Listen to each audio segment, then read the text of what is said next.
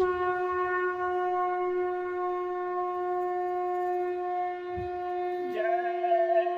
गुरुदेव। जय गुरुदेव।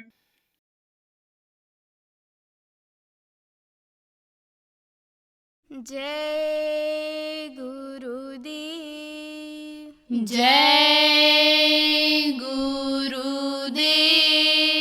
गुरु मात पिता गुरु बंधु सखा, तेरे चरणों में स्वामी मेरे कोटि प्रणाम। गुरु मात पिता गुरु बंधु सखा, तेरे चरणों में स्वामी मेरे कोटि प्रणाम। प्रियतम तुम्ही प्राणनाथ तुम्ही, तेरे चरणों में स्वामी मेरे कोटि प्रणाम। प्रियतम तुम्ही प्राणनाथ तुम्ही, तेरे चरणों में स्वामी मेरे कोटि प्रणाम। गुरु मात पिता गुरु बंधु सखा,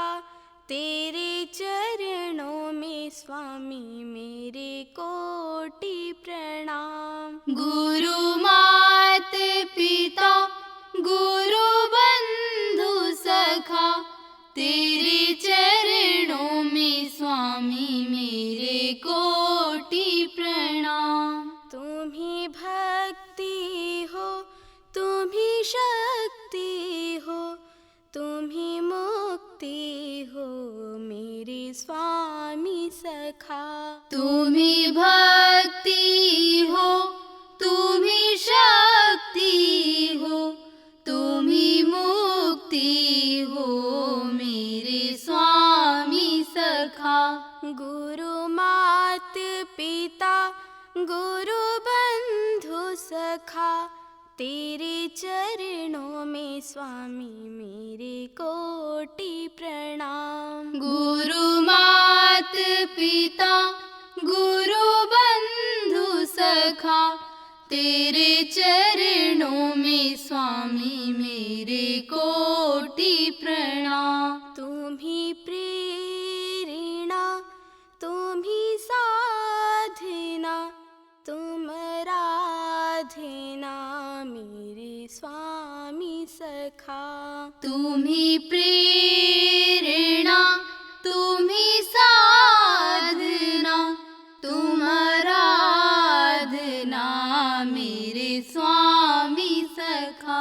गुरु मात पिता गुरु बंधु सखा, तेरे चरणों में स्वामी मेरे कोटि प्रणाम। गुरु मात पिता गुरु बंधु सखा, तेरे चरणों में स्वामी मेरे कोटि प्रणाम। तुम्ही प्रेम हो तुम्ही करुणा हो, तुम्ही मोक्ष हो मेरे स्वामी सखा।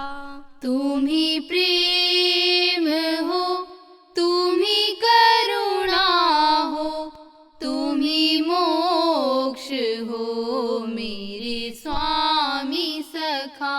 गुरु मात पिता गुरु बंधु सखा, तेरे चरणों में स्वामी मेरे कोटि प्रणाम। गुरु मात पिता गुरु बंधु सखा, तेरे चरणों में स्वामी मेरे कोटि प्रणाम। जय गुरुदेव। जय गुरुदेव।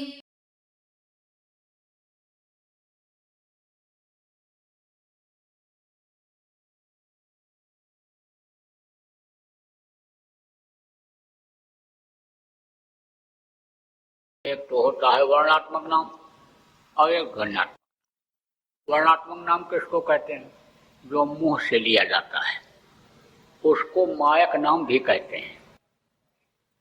माया के श्लोक में वो जन्म लेते हैं, माँ के पेट में पल करके बाहर निकलते हैं और वो नाम जो पड़ता है वो मायक नाम होता है।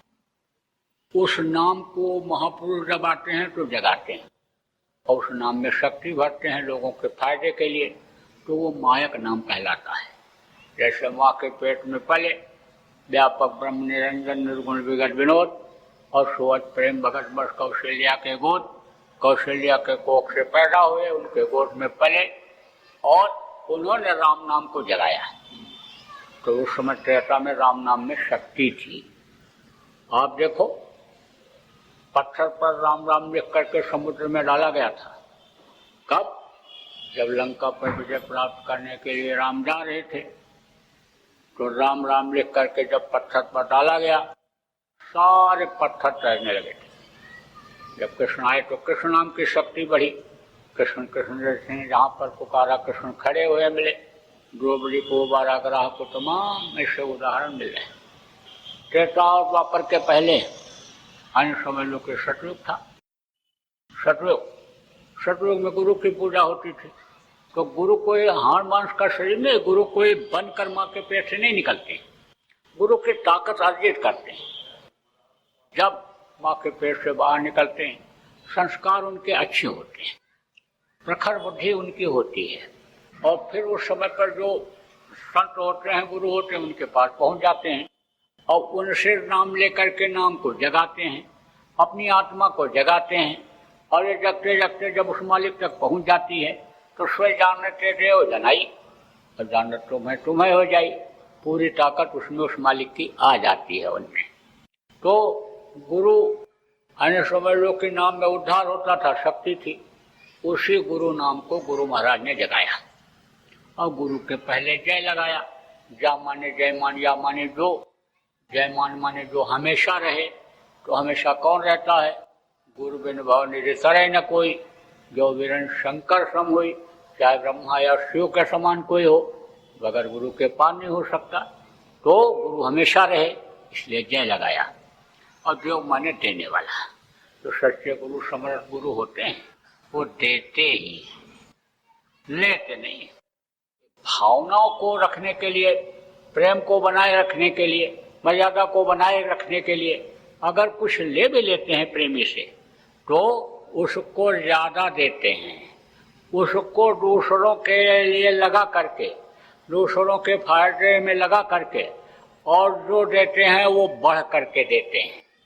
जैसे किसी को बीज दे दिया जाए, अब वो उसको संभाल के रखेगा और कोई समझदार आदमी है तो उसको इसमें जमीन में डाल देगा और उससे पौधा निकलेगा, उसमें बहुत से दाने निकल आएंगे और फिर उसको डाल देगा तो उसमें बहुत दाने निकल आएंगे तो उसको बहुत से लोग खाएंगे। ऐसे ही अन्य समय लोग के उसको बढ़ा देते हैं। कहते हैं कि जान अन्य समय लोग के बचाना बड़ा पुण्य का काम होता है। अब आप समझो किसी के पास कोई पुण्य है और उसमें उसको उन्होंने लगवा दिया, अब उससे उनकी जान बच गई। जान बचाना बड़ा पुण्य का काम है। कहते झूठ बोलना बड़ा पाप है। सांठ बराबर तप नहीं कि झूठ बराबर पाप। लेकिन अगर किसी की मौत हो रही हो, फांसी पर लटकने जा रहा है और आपके झूठ बोलने से वो बच जाए, उसकी रक्षा हो जाए, तो झूठ बोलना अनिक्षम्य है। मार मरवा देना झूठ बोल करके, कत्ल करा देना, वो अक्षम्य है, वो माफ नहीं होता है। लेकिन जान बचा लेना पुण्य का काम होता है, वो क्षम्य होता है झूठ बोलना भी। तो अब आप ये समझो कि इसी तरह से आए देखो गुरु महाराज के लिए जिन्होंने थोड़ा बहुत भी किया, गुरु महाराज उनके लिए बहुत कुछ कर दिए। आप समझो इसमें आप ऐसे लोग बैठे हो जो गुरु महाराज को सेवा देते और गुरु महाराज देखो कई गुना करके वापस कर दिए। तो एक गिलास ही पानी गुरु महाराज को पिला दिया, उसके बदले में उन्होंने पूरी व्यवस्था उसकी कर दिया। आने समझ लो कि पानी की दिक्कत ही न होने पावे। एक रोटी जो खिला दिया, भरपूर भंडार कर दिया, रिद्धि सिद्धि को भर दिया कि रोटी की कमी होने ही न पावे। ऐसे देव माने देने वाला। अने कहा संत न भूखा तेरे धन का, और उनके तो धन है राम रतन का।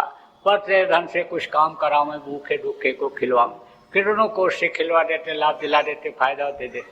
तो ये जय गुरुदेव नाम ये किसी आदमी इंसान का नाम नहीं, भगवान परमात्मा का नाम है। इस जय गुरुदेव नाम को हमारे गुरु महाराज ने जगाया था, और जगाया जब लोगों को बताना शुरू किया तो जल्दी किसी को विश्वास न हो। आप इतने आदमी बैठे हो, लेकिन एक ही नाम के भगवान को सब लोग नहीं मानते हो। आप धार्मिक तो हो, भगवान को तो मानते हो, धार्मिक न होते तो धर्म कर्म के संदेश को सुनने के लिए क्यों आते? धार्मिक तो आप हो, लेकिन एक ही नाम के भगवान को नहीं मानते हो, बहुत नाम मानते हो। अब जल्दी दूसरा नाम कोई बताओ तो विश्वास नहीं होता है, इसलिए जल्दी विश्वास न हो आदमी को। आदमी कहे नहीं नहीं, हम जो कह रहे हैं वही भगवान है और यहीं से हमको फायदा होता है। तो गुरु महाराज ने कहा, भाई कोई डॉक्टर नहीं रहा, चला गया और मर्ज हो गया, तो दूसरे डॉक्टर से इलाज तो कराना ही पड़ता है। तो एक दवा जब पुरानी जब जड़ी बूटी नहीं काम कर रही, असली नहीं मिली, पहचान में नहीं आई, उस बूटी को पी करके मर्ज नहीं दूर कर पा रहे हो, तो कैप्सूल तो खिलाना ही पड़ेगा जान बचाने के लिए। तब बोले कि अब जय गुरुदेव नाम से ही जब लोगों का भला होगा, फायदा होगा। तो कहा कि अब तुम परीक्षा लो, तब तुमको विश्वास होगा। परीक्षा जब आदमी ले लेता है तो विश्वास हो जाता है। जैसे बर्फ के ऊपर हाथ रख दो तो विश्वास हो जाएगा कि बर्फ ठंडा है। गुरु महाराज ने कहा तुम परीक्षा लेकर देख लो, जय गुरुदेव नाम भगवान का नाम ये मुसीबत में मददगार होगा। जा रहे हैं, मधुमक्खियां छेदने लगी। जब मधुमक्खियां छेदने लगती हैं तो बगल का ही आदमी छोड़ करके भाग जाता है, क्योंकि छुड़ाने वाले को ही वो लग जाती है। जब देखा कोई सहारा नहीं है तो जय गुरुदेव जय गुरुदेव जय गुरुदेव बोला, और तेज हवा चली और मधुमक्खियों को उड़ा करके ले गई, जान बच गई।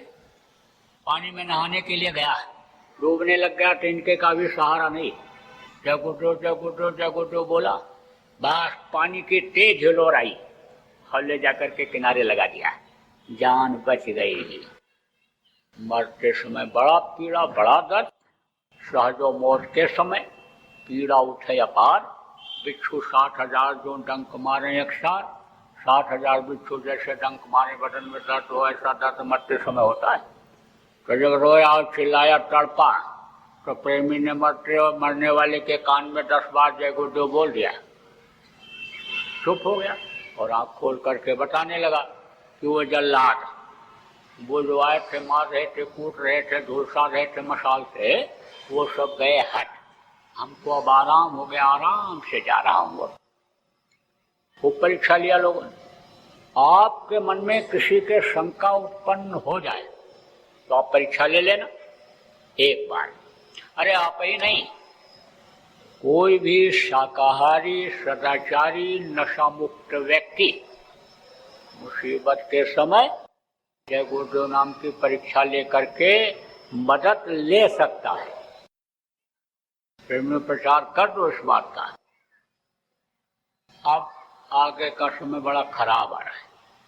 आज तक की आपने तकलीफें देखी नहीं, अभी न तो बीमारी देखा आपने, न लड़ाई झगड़ा देखा, न खून खराबा देखा, अपहरण बलात्कार आपने नहीं देखा, अभी आप इस जमीन का हिलना, भूकंप नहीं देखा। ये सब तकलीफें तो अभी आगे आएंगी। अतिवृष्टि अनावृष्टि तो अभी बहुत आएगी।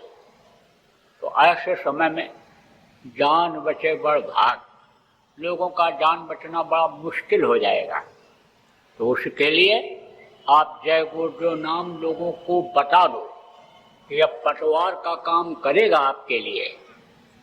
अब बताओगे तो जाएंगे भूल, क्योंकि भूलने की आदमी की आदत होती है।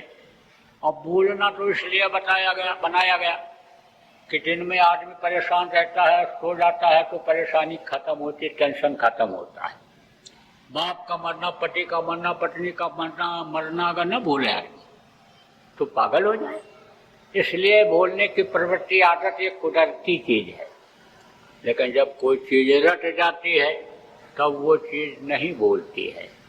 कितना भी सिखाओ, पढ़ाओ, रटाओ, बताओ तो भूल जाता है। लेकिन जो काफी दिनों से रटा हुआ है वो नहीं बोलता है। आप देखो उसमें 50-60 साल के लोग बैठे हो, बचपन में जो प्रार्थना श्लोक याद किए थे अब भी याद होगा, और अब याद करने लगोगे, नहीं याद होगा, भूल जाए। रामलीला हो रही थी तो हनुमान जी की हो गई तबीयत खराब। लोगों ने कहा भाई हनुमान जी किसको बनाया जाए, वो तो मोटा तगड़ा आदमी होना चाहिए, गदा लेकर के चल सके। अब विशाल लोग करने लगे तो किसी ने कहा वो हलवाई है, हलवाई, उसको बना दिया जाए, मोटा तगड़ा है वो। मैनेजर ने कहा जाओ भाई देखो, बन जाएगा तो कुछ बोल ले जाएगा, समझा ले जाएगा, कुछ कह ले जाएगा, और बनेगा कि नहीं बनेगा। तो गए उसके पास, बोले तुमको रामलीला में हनुमान जी बनाना चाहते हैं, और बहुत खुश हो गया अंदर अंदर।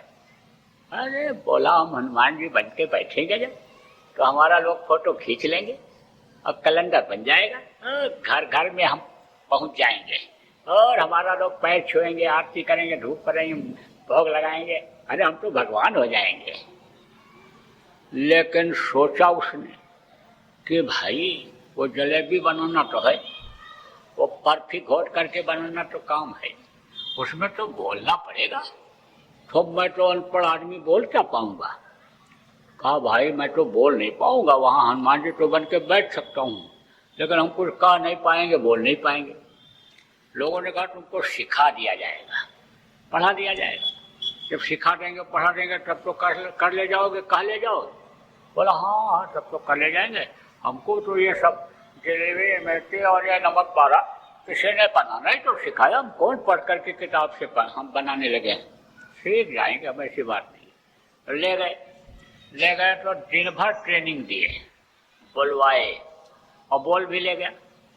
लेकिन शाम को जब आने समझ लो कि पेश किया गया, आने समझ लो उसको वहां जब भेजा गया स्टेज पर और देखा रावण को बैठा हुआ है और घबरा गया, और जो दिन भर पढ़ाया था सब भूल गया। और रावण ने जब डांटा, कहा बंदर कौन है तू, क्या है तेरा नाम, सब भूल गया। कहता सरकार की दुहाई हम नाम दास हलवाई, वो नाम जो बराबर रटा हुआ था, जो कोई पूछता था सबको वही बताता था, वही याद रह गया, बाकी सब भूल गया। ऐसे ही जब आप नाम को रटा दोगे, जय गुरुदेव नाम को रटा दोगे तब तो ये याद रहेगा, और नहीं तो कोटि कोटि मुनि जतन कराही और अंत नाम मुखावत नहीं। आखिर वक्त पर मुझसे निकलते नहीं है, इसलिए नाम की मदद नहीं करते हैं, और आवाज अगर निकल जाए तो मददगार हो जाते हैं। तो नाम को महापुरुष जब जगाते हैं तो क्या करते हैं, आपको ये नहीं पता है कि आप कहाँ से जुड़े हुए हो। आपके जो शरीर को चलाने वाली आत्मा है, ये तार के द्वारा उस परमात्मा से जुड़ी हुई है, आप उनके अंश हो, पर्दा पड़ गया देख नहीं पा रहे हो, लेकिन जुड़े हुए हो। ऐसे ही नाम को जब जगाते हैं तो तार के द्वारा वहाँ जोड़ देते हैं, और यहाँ जैसे आवाज निकलती है तैसे वो मददगार हो जाते हैं। आप अपने परिवार के साथ कहीं जा रहे हो, छोटे बच्चे को ठोकर लग गई या डर गया तो बोलेगा पापा, तो पापा तुरंत देखेगा, आप तुरंत देखोगे। मम्मी तो मम्मी तुरंत देखेगी, भाई भाई तुरंत देखेगा, जिसको आवाज लगाएगा वही बोलेगा, वही देखेगा। ऐसे ही जब आवाज लगती है तो मददगार हो जाते हैं। अब आप कैसे रटोगे, बच्चों को कैसे, परिवार वालों को कैसे रटाओगे, सब तरीका बता देता हूँ। देखो 24 घंटे 12 घंटा 8 घंटा 4 घंटे का जगह जगह पर अखंड नाम धुनी करो। इतना नहीं कर सकते हो तो आप जितने भी लोग यहाँ पर आए हो 2 घंटे की नाम धुनी तो सब कर सकते हो। परिवार वालों को इकट्ठा कर लो, रिश्तेदारों को इकट्ठा कर लो, जो भी मिलने जुलने वाले हैं सबको इकट्ठा कर लो और 2 घंटा नाम ध्वनि कराओ। रोज न कर पाओ, हफ्ते में 1 बार कर लो, महीने में 4 या 6 बार कर लो। 10 ही मिनट के लिए 15 मिनट के लिए कोई आएगा वहाँ बैठ करके बोलेगा तो याद तो होगा, कुछ रटेगा तो 2-4 महीना इसी तरह से आपने किया तो बहुत लोगों को रट जाएगा। बच्चों को जल्दी कोई चीज बताते हो तो ध्यान नहीं देते। तरीका बता देता हूँ कि मजबूरन ध्यान देंगे। कैसे?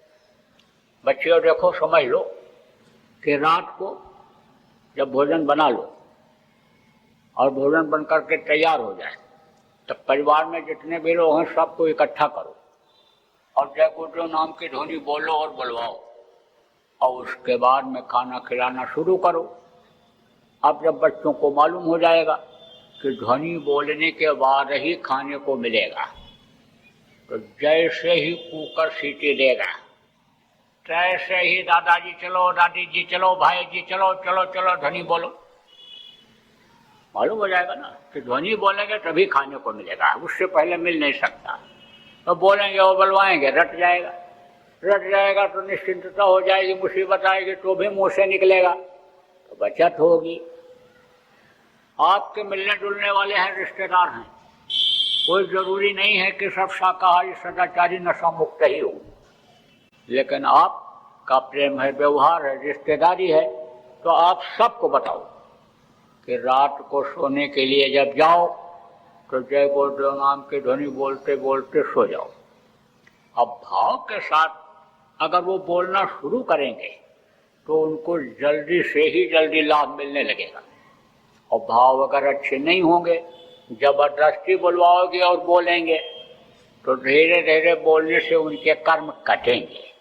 अंदर में जब वो बोलेंगे तो भी उनके कर्म कटेंगे। मुंह से बोलने में ही कर्म करते हैं और अंदर भी कर्म करते हैं। और कर्म जब करते हैं तो समझ लो कि तब सफाई होती है, तब ज्ञान होता है। तो बराबर आप लोग सबको बता दो कि रात को सोने के लिए आओ तो जय गुरुदेव नाम की ध्वनि बोलते बोलते फिर सो। बोलोगे कैसे, बुलवाओगे कैसे? जय गुरुदेव, जय गुरुदेव, जय गुरुदेव, जय जय गुरुदेव, इस तरह से बोलना और बोलवाना है। तो ये तो रहा वर्णात्मक नाम और दूसरा है ध्वन्यात्मक नाम। ध्वन्यात्मक नाम भी आपको बताऊंगा। उसको जानने के लिए और जपने के लिए, करने के लिए ना तो आपको घर छोड़ना है, न जमीन जायदाद छोड़नी है, न बाल बच्चों को छोड़ना है। गृहस्थ आश्रम में ही रहो। शाकाहारी भोजन आपके पास है तो अच्छा से अच्छा खाओ, है तो आपके पास अच्छा से अच्छा कपड़ा पहनो, अच्छे गाड़ी घोड़ा में चलो, अच्छे मकान में रहो। हमारी तरफ से पूरी छूट है। हम तो न किसी का खाना रहना छोड़ा रहें, न हम किसी को साधु बना रहे हैं, न किसी का जात धर्म छोड़ा रहे हैं। हमारे यहाँ तो केवल एक मानव धर्म है, क्योंकि हम तो आपकी आत्माओं को देखते हैं। आत्मा सबकी एक जैसी है। उसने न हिंदू बनाया, न मुसलमान, न सिख, न ईसाई, न ब्राह्मण, न क्षत्रिय, वैश्य, न शूद्र बनाया। ये तो आपने बनाया। उसने तो इंसान बनाया और इंसान के लिए सारी चीजें बनाई। जमीन एक जैसी, आसमान एक जैसा, हवा पानी सबके लिए एक जैसा। यह वर्ण व्यवस्था तो आपने बनाया, आदमी ने बनाया। खून सबका एक जैसा, हड्डी सबकी एक जैसी, मांस सबका एक जैसा। तो ऐसे समझ लो हमारे यहाँ तो मानव और मानवता वाली बात है। लेकिन जो आपके समाज की व्यवस्था है उसको भी हम खत्म नहीं करना चाहते। आप जहाँ रोटी खाते हो वहीं खाओ, जहाँ लड़का लड़के का शादी ब्याह करते हो वहीं पर करो। ये जरूर कहता हूँ कि जब लड़के लड़कियाँ बड़े हो जाएं तो आपकी ये जिम्मेदारी बनती है कि उनकी शादी देख करके समय पर कर दो। उनको न खोजना पड़े, बच्चे को अन्य समझ लो बहू न खोजना पड़े और कन्या को वर न खुद न खोजना पड़े, क्योंकि उनका निर्णय जब गलत हो जाता है, वो अपने अज्ञानता में, अनुभवहीनता में जब कोई निर्णय ले लेते हैं तो जीवन भर वो साथ दुखदायी हो जाता है। इसलिए आपको गृहस्थी का अनुभव है, आप अपने हिसाब से समय पर उनका शादी ब्याह कर देना जब बच्चे बड़े हो जाएं। देखो बच्चियों, बता दो तुमको, जो जानवरों को मारता है, काट के मांस निकालता है, लाता है, पकाता है, खाता और खिलाता है, सबको बराबर पाप लगता है। इसलिए अब घर में मांस नहीं पकना चाहिए, ना आना चाहिए। मछली क्या है? तालाब के सफाई के लिए बनाई गई। कोई भी गंदी चीज आप तालाब में डाल दो तो मछली खा जाती है, खकार के ठोक दो। आप शौच के बाद, अनलेट्रिन करने के बाद धोने के लिए जाओ, टुकड़े गिरेंगे, मछली खाएगी। कोई गाय, बैल, भैंस, सुअर नदी तालाब में बह करके आ जाए, मछली खाएगी। जब मर जाती है, पानी के ऊपर तैरती है, तो गिद्ध और कौवा खाते हैं। तो गिद्ध और कौवा का भोजन अब नहीं। अंडा क्या है? ये माताएं मासिक धर्म होती हैं, खराब खून इकट्ठा हो जाता है तो बच्चा बन जाता है। मुर्गियों का खराब खून और उनके टट्टी पेशाब का खराब हिस्सा जब इकट्ठा हो जाता है तो वही बन जाता है अंडा। तो बहुत से डॉक्टर साहब लोग तो कहते हैं अंडा खाओ, ताकत आ जाएगी। लेकिन ये डॉक्टर और वैज्ञानिक जो अंडा खाते खिलाते हैं, सब अज्ञानी, इनको कोई ज्ञान नहीं। अरे वो भी तो कोई विज्ञान था कि हनुमान जी जब संजीवनी बूटी लेने के लिए गए थे तो कोई हवाई जहाज हेलीकॉप्टर पर बैठ कर गए थे, उड़ करके गए थे। अब ये जो कर रहे हैं, हवा में उड़ने लग गए, हेलीकॉप्टर हवाई जहाज बना लिया, बगैर पेट्रोल के पूछो चलता है? नहीं चलेगा। वो देखो उड़ के गए, वो पहाड़ उठा के ले आए। कोई ऐसा हवाई जहाज बना जो पहाड़ उठा के ले आओ? कितना भी डॉक्टर तर तर करता रहे, न तो अंडा खाना न बच्चों को खिलाना। और बच्चों को तो यही समझा दो कि बाहर की कोई चीज खाओ ही नहीं, घर में तुम्हारे लिए बना देंगे जो खाने की इच्छा हो। क्योंकि बाजार में मिलावटी चीजें बहुत आ गई। रातों रात लखपति बनने के चक्कर में लोगों ने दीन और ईमान, धर्म को सब बेच दिया। अब वो मिलावटी चीजें जब बच्चे खाते हैं तो बच्चों की किडनी ही वो खा जाती है, लीवर ही खत्म कर देती हैं वो चीजें। छोटे छोटे बच्चों को बवासीर और बकंदर, हार्निया, हाइड्रोसिल की बीमारी होने लग गई। तो बचना है खुद भी और बच्चों को भी बचाना है।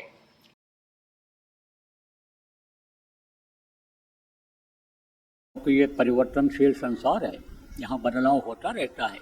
इसलिए जो श्वास बचे हैं, जीने का समय बचा है, उसमें कुछ भजन भाव भक्ति भी कर लो, उसमें प्रभु को याद कर लो, प्रभु को पालो, प्रभु को अंदर में बसा लो। और नहीं तो फिर क्या लेकर तू आया जग में, क्या लेकर तू जाएगा? सोच समझ ले रे मन मूर्ख, आखिर में पछताएगा, पछताना ही हाथ आएगा। देखो बराबर साप्ताहिक सत्संग जो आप लोग करते हो, प्रचार प्रसार जो करते हो, तो ऋषि पूर्णिमा का भंडारा वगैरह या सत्संग वगैरह जो भी आप करते हो, इसको बराबर करते रहो, जनहित का भी काम करते रहो। लेकिन जीव हित का काम अब ज़्यादा करो। आप जीव हित के काम में ज़्यादा लगो। जीव हित का काम क्या है? जीवात्मा इस शरीर से निकलने के बाद नरकों में न चली जाए, काटी सड़ाई जाए, गलाई जाने लग जाए, यह फिर कीड़ा मकोड़ा, सांप गोजर बिच्छू, यह पक्षी और ये जो वृक्ष हैं, इन योनि में न आवे, इनमें न तकलीफ झेलना पड़ जाए। यह काम पर अब ध्यान दो, आपकी भी न फंसे और जो जीव हैं ये भटक रहे हैं वो भी न फंस जाएं। तो उनको रास्ता बताओ, लोगों को शाकाहारी बनाओ, नशा मुक्त बनाओ, नामदानियों को भजनानंदी बनाओ। इस पर अब ज़्यादा जोर दो। अब ये समय आ गया, नहीं तो बज रहा काल का डंका, कोई बचने न पाएगा। बचेगा साधजन कोई जो सत्य लो लगाएगा, जो साधना करेगा, साधक होगा, उसी की बचत होगी। और नहीं तो खराब पर खराब समय आता चला जा रहा है और उसका जो है आपको नज़ारा समय समय पर यानी आंधी तूफान के रूप में, जमीन फटने धंसने के रूप में, लड़ाई झगड़ा के रूप में नज़र आ रहा है, दिखाई पड़ रहा है। जो पढ़े लिखे लोग हो आप ध्यान दो। जय गुरुदेव। सरकारी व गैर सरकारी अनुदान के लिए बिना सत्संगियों के सहयोग द्वारा जनहित के कार्यों में लगी हुई बाबा जय गुरुदेव धर्म विकास संस्था का मुख्यालय पिंगलेश्वर रेलवे स्टेशन के सामने मक्सी रोड, उज्जैन, मध्य प्रदेश में है। यहाँ पर सत्संग व नामदान का कार्यक्रम होता रहता है। अतः आप श्रोताओं से अनुरोध है कि बाबा उमाकांत जी महाराज के आश्रम उज्जैन एक बार परिवार सहित जरूर पधारिएगा। आपके सुझाव के लिए व्हाट्सएप नंबर 9575600700। जय गुरुदेव, जय गुरुदेव।